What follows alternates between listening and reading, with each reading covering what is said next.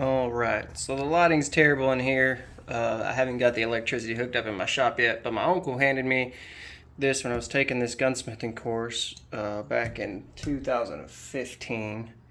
And I never did anything with it. I just kind of stuck it in an old drawer, like a scrap drawer, and didn't touch it. And then I found it again when we moved and got out to where we're at now. And if you can't really tell, let's see, maybe right here.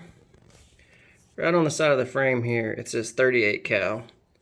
On the top of the barrel, there's a marking. And that marking says, see if we can show it.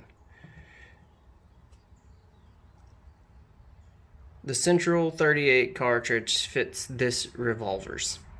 So you can see the thing's pretty beat up. It doesn't have a brand name, anything like that anywhere on it. The only marking on it, besides the top of the barrel that I've found so far, is this 38 caliber stamp on the side. The grips are in pretty bad shape. I don't really plan to do much with this, maybe just refinish it. See if I can get a view of it. I saw it earlier while I was messing around. The grips actually will wiggle a little.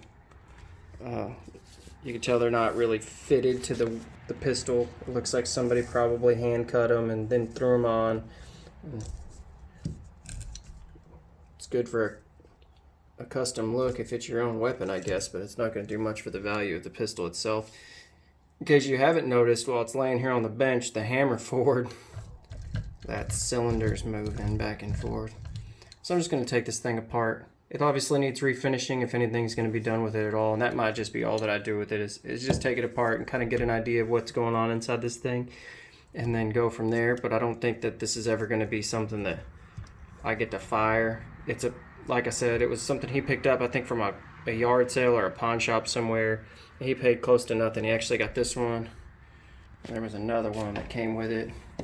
Not in any better shape, I don't think. The cylinder, a little sluggish, but it'll move around. And then this is an old brake action, so that seems to be functioning pretty well for the most part. But on this one,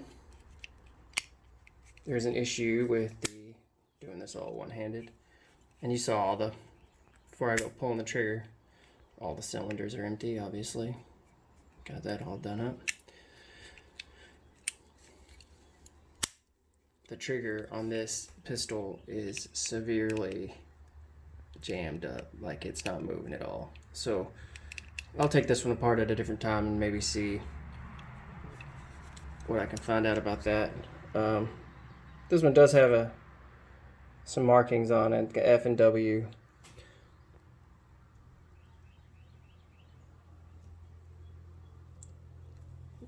Really poorly taken care of by whoever he bought this thing from, or whoever they got it from if they're not the ones responsible for this. But like I said, it was several years ago. I think he said he picked them up at a yard sale, gave $20 or $30 for both of them.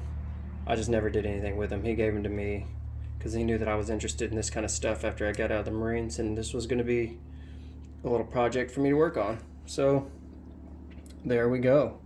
Probably not going to turn into anything worth messing with, but something to play around with anyway.